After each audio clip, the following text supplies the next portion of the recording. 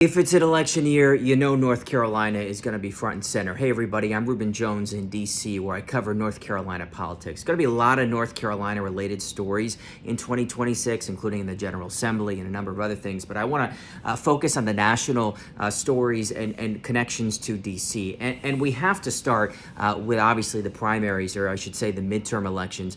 No doubt the Senate race is going to be crucial for Democrats if they have any chance of flipping back the Senate. They've got a good chance, they feel, with former Governor Roy Cooper running. He has never lost an election. And I think what we're seeing right now is Cooper, a guy who knows North Carolina politics very well, being very calculating in the issues that he weighs in right now. This has been a very quiet race so far. Some might even say a bit boring. But remember, we're still a little less than a year out until. So there's a lot more to come here. A lot of money is going to be raised. And this one will eventually get very heated.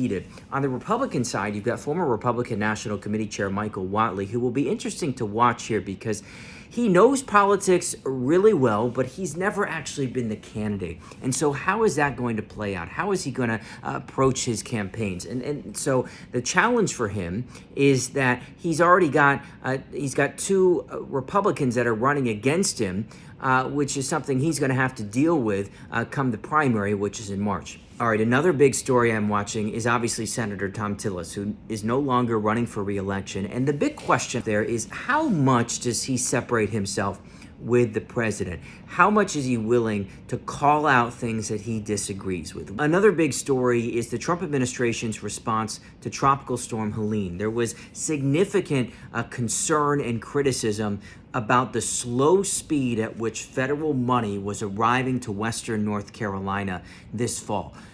There have been some announcements that money is starting to flow there more, but I think the concerns are still very much out there. And so the question for the Trump administration is, are they able to ramp things up more under the Department of Homeland Security, under FEMA? This, of course, comes as FEMA, which will be an agency to watch, could undergo even more changes. So there's a lot more to follow, and you know in North Carolina politics there's going to be a lot that develops this year and a lot that keeps us busy. Those are three stories, though, that I'm watching really closely this year.